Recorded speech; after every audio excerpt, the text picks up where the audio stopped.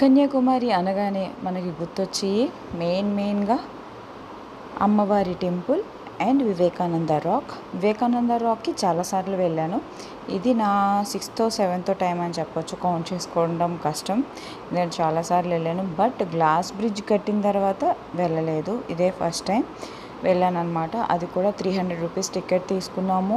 ఆ 300 rupees ticket కూడా చాలా రష్ ఉంది, చాలా జనం ఉన్నారు. అసలు ఎంతమంది జనం అంటే ఇంకా ఒక్కొక్క చోట అయితే కాలు వేయడానికి కూడా ప్లేస్ లేదు, అంత జనం ఉన్నారు.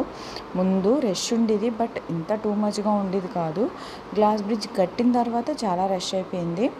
సో స్పెషల్ టికెట్ ఎంట్రీ ఉంటుంది, అది 300. నార్మల్ది 100 రూపీస్ ఉంది. 100 రూపీస్ అయితే కొంచెం వెయిట్ చేస్తూ పంపిస్తారు. చాలా పెద్ద లైన్ ఉంది. మ్యాక్సిమం ఎక్కువ అయ్యప్ప మాల సీజన్లో వాటిలో నేను ఈ లైన్స్ చూశాను, మళ్ళీ ఇప్పుడు చూసాను అనమాట. చాలా rush. And glass bridge main attraction అక్కడ. అది ఎలా ఉంది అంటే, నన్ను ఫ్రాంక్గా అడిగితే గ్లాస్ క్వాలిటీ అన్నది తగ్గిపోయింది, అంత క్లారిటీగా క్వాలిటీ అయితే లేదు.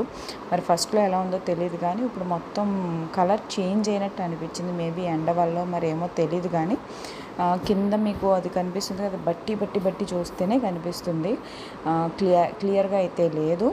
అండ్ ఎండ మాత్రం విపరీతంగా ఉందన్నమాట. నేను అసలు క్యాప్స్ గూగుల్స్ ఇవి లేకపోతే మాత్రం చచ్చిపోతామేమో అనిపించింది నాకు, అంత ఎండగా ఉంది.